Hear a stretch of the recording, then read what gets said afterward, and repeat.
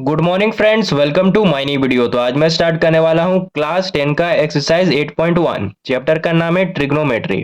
Question को solve करने से पहले कुछ फॉर्मूला है जिसे समझ लेते हैं। Sine theta. साइन थीटा का फॉर्मूला होता है परपेंडिकुलर बाई हाइपोटेनियस। पी का मतलब परपेंडिकुलर, एच का मतलब hypotenuse.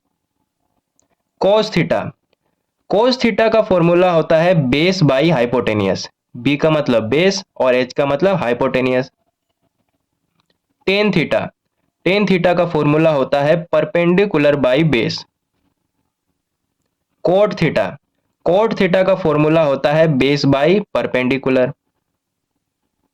Sec theta.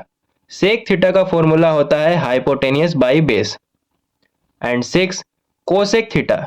Cosec theta का फॉर्मूला होता है हाइपोटेनियस बाई परपेंडिकुलर।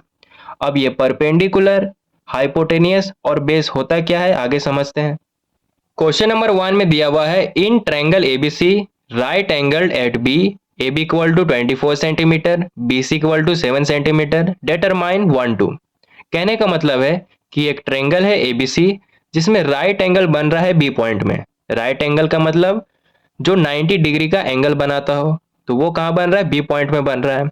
और ए बी का वैल्यू दिया हुआ है 24 सेंटीमीटर, बी सी का वैल्यू दिया हुआ है 7 सेंटीमीटर। डिटरमाइन करने बोल रहा है 1 2। तो सबसे पहले एक राइट एंगल ट्रायंगल बना लेते हैं।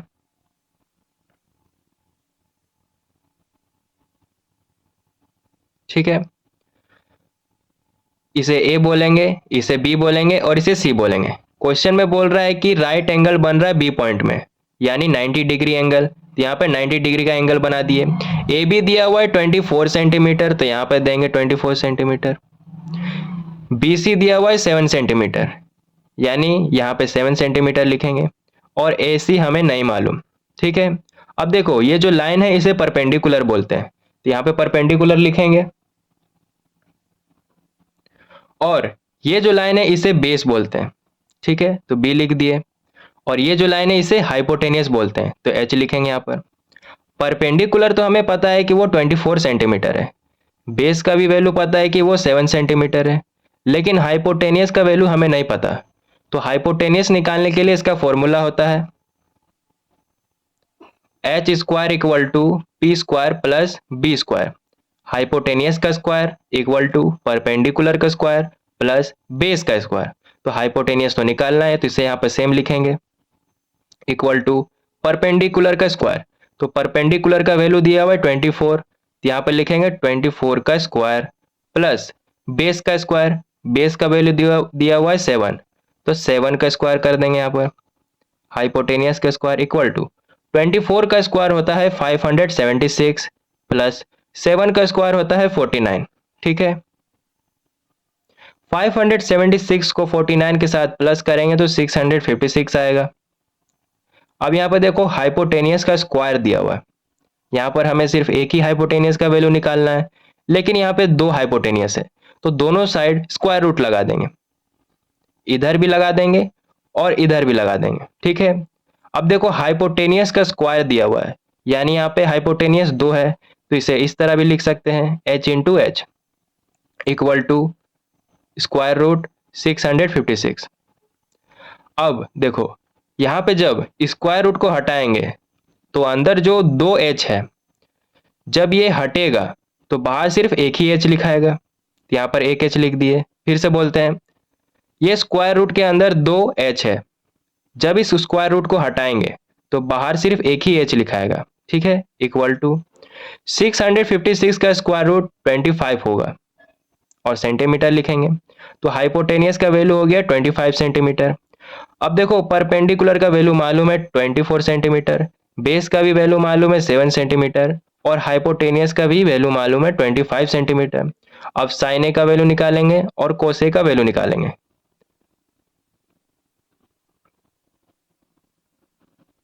तो यहाँ पर लिखेंगे साइन ए। अब एंगल के अकॉर्डिंग परपेंडिकुलर और बेस के साइड को सेट करेंगे। तो एक और राइट एंगल ट्रायंगल बना लेते हैं जिससे अच्छा से समझ पाएंगे। यहाँ पे बनाते हैं।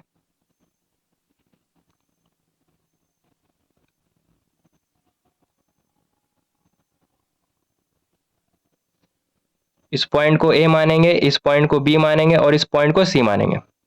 ठीक है, देखो ए बी का कितना वैल्यू दिया हुआ है 24 सेंटीमीटर, बी सी का वैल्यू दिया हुआ है 7 सेंटीमीटर और ए सी का वैल्यू अभी निकाला है, हाइपोटेनस कितना है 25 सेंटीमीटर। अब एंगल के अकॉर्डिंग परपेंडिकुलर और बेस को सेट करेंगे। कैसे? यहाँ पर एंगल ए दिया हुआ है तो एंगल ए यहाँ पे है, ऐसे बना दिए। अब एंगल का अपोजिट साइड परपेंडिकुलर बन जाएगा, यानी ये वाला, और एंगल के सेम साइड बेस बन जाएगा, यानी ये वाला, और इस साइड को हाइपोटेनियस बोलेंगे। फिर से बोलते हैं, एंगल के अपोजिट साइड को परपेंडिकुलर बना देंगे, एंगल का सेम साइड को बेस बना देंगे और एंगल के इस साइड वाले को हाइपोटेनियस बना देंगे। ठीक है, अब यहाँ पे साइन ए दिया हुआ है तो साइन थीटा का फॉर्मूला क्या होता है? तो साइन थीटा का फॉर्मूला होता है परपेंडिकुलर बाई हाइपोटेनियस, तो यहाँ पे लिखेंगे equal to perpendicular by hypotenuse. ठीक है, परपेंडिकुलर कहाँ है? यहाँ पे है परपेंडिकुलर, तो परपेंडिकुलर का वैल्यू कितना दिया हुआ है 7 सेंटीमीटर, तो यहाँ पर लिखेंगे 7 बाई हाइपोटेनियस कहाँ है? हाइपोटेनियस ये वाला है और हाइपोटेनियस का वैल्यू दिया हुआ है 25 सेंटीमीटर, तो यहाँ पे 25 लिखेंगे। तो साइन ए का वैल्यू कितना हो गया 7/25। उसी तरह कोस ए का भी निकालेंगे, तो यहाँ पर लिखेंगे कोस ए। कोस थीटा का फॉर्मूला क्या होता है? कोस थीटा का फॉर्मूला होगा बेस बाई हाइपोटेनियस, तो यहां पर लिखेंगे बेस बाई हाइपोटेनियस। ठीक है, अब देखो यहां भी एंगल ए है यानी सेम है। ठीक है, तो बेस का जगह कितना वैल्यू दिया हुआ है 24 सेंटीमीटर, तो यहां पर लिखेंगे 24 बाई हाइपोटेनियस का कितना वैल्यू दिया हुआ है 25 सेंटीमीटर, तो यहाँ पे 25 लिखेंगे। तो कोस ए का भी वैल्यू आ गया है। ठीक है, अब साइन सी और कोस सी का वैल्यू निकालेंगे, तो यहां पर लिखेंगे साइन सी। अब फिर से एंगल के अकॉर्डिंग परपेंडिकुलर और बेस के साइड को सेट करेंगे, तो उसके लिए एक और राइट एंगल ट्रायंगल बना लेते हैं जिसे बढ़िया से समझ पाएंगे। तो यहां पर बनाएंगे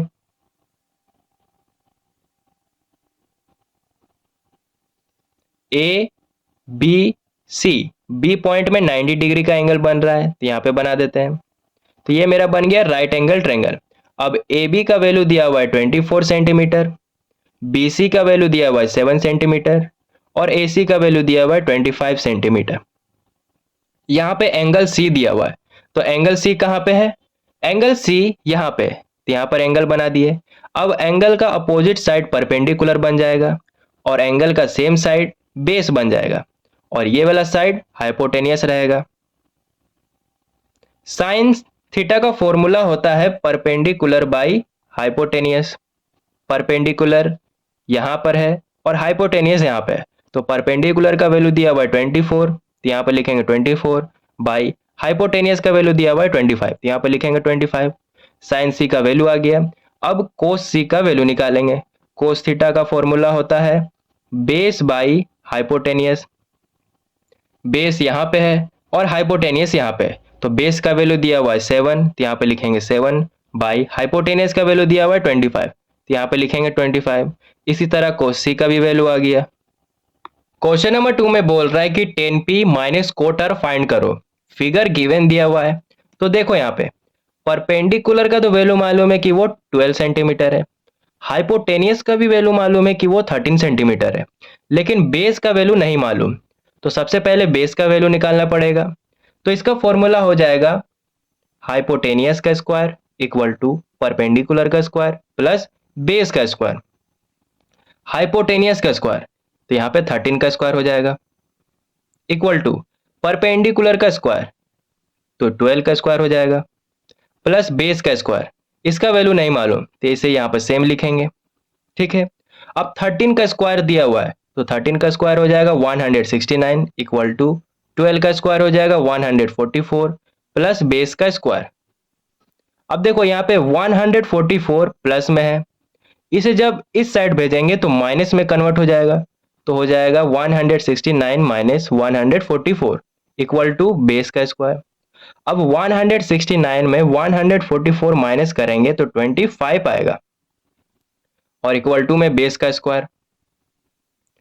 अब यहाँ पे सिर्फ एक ही बेस का वैल्यू निकालना है, लेकिन यहाँ पे दो बेस दिया हुआ है, बेस का स्क्वायर है, तो दोनों साइड स्क्वायर रूट लगा देंगे, इस साइड भी और इस साइड भी।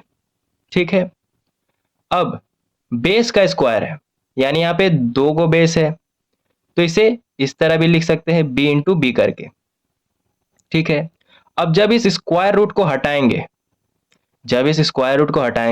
तो अंदर जो 2 सेम b है, बाहर सिर्फ एक ही b लिखाएगा। ठीक है, अब यहाँ पे 25 का स्क्वायर रूट दिया हुआ है, तो 25 का स्क्वायर रूट 5 हो जाएगा और सेंटीमीटर लिखेंगे। तो बेस का कितना वैल्यू आया, 5 सेंटीमीटर। इसे चाहे इस तरह लिखो या इस तरह लिखो, बात बराबर है। तो बेस का भी वैल्यू मालूम पड़ गया कि ये 5 सेंटीमीटर है, तो यहां पर लिख लेते हैं। ठीक है, अब 10p माइनस कोटार का वैल्यू निकालना है, तो यहां पर लिखेंगे, तो सबसे पहले 10p का वैल्यू निकालना है, तो यहां पर लिखेंगे 10p। अब एंगल के अकॉर्डिंग परपेंडिकुलर और बेस के साइड को सेट करेंगे। तो यहां पर एक और राइट एंगल ट्रायंगल बना लेते हैं, जिससे बढ़िया से समझ पाएंगे। चाहे तो यहां पर भी कर सकते हैं, लेकिन यहां पर एक और बना लेते हैं। पी क्यू आर, यहां पे 90 डिग्री का एंगल बन रहा है। पी क्यू का वैल्यू दिया हुआ है 12 सेंटीमीटर, क्यू आर का वैल्यू दिया हुआ है 5 सेंटीमीटर और पी आर का वैल्यू दिया हुआ है 13 सेंटीमीटर। एंगल पी दिया हुआ है, तो एंगल पी यहां पे है। एंगल का अपोजिट साइड परपेंडिकुलर बन जाएगा, यानी ये वाला साइड परपेंडिकुलर बन जाएगा, और एंगल का सेम साइड यानी इधर वाला साइड बेस बन जाएगा, और ये वाला साइड हाइपोटेनियस ही रहेगा। ठीक है, टेन थीटा का फॉर्मूला होता है P by perpendicular by base. ठीक है, टेन थीटा का फॉर्मूला होता है परपेंडिकुलर बाई बेस। परपेंडिकुलर यहाँ पे है और बेस यहाँ पे, तो परपेंडिकुलर का जगह भरेंगे 5 बाई बेस का जगह भरेंगे 12, तो 10p का वैल्यू आ गया। अब कोट आर का वैल्यू निकालेंगे। कोट आर यानी फिर से एंगल चेंज हो रहा है, तो फिर से परपेंडिकुलर और बेस के साइड को सेट करेंगे, तो इसी में बना देते हैं। अब एंगल ये वाला नहीं है, एंगल आर है, तो ये वाला हो गया। एंगल का अपोजिट साइड परपेंडिकुलर बन जाएगा और एंगल का सेम साइड बेस बन जाएगा, यानी ये वाला, और हाइपोटेनियस यही रहेगा। कोट थीटा का फॉर्मूला होता है बेस बाई परपेंडिकुलर, तो बेस यहाँ पे है और परपेंडिकुलर यहाँ पे, तो बेस का जगह भरेंगे 5 बाई परपेंडिकुलर का जगह भरेंगे 12। ठीक है, तो 10p का कितना वैल्यू आया, 5/12, और कोट आर का भी वैल्यू आया 5/12।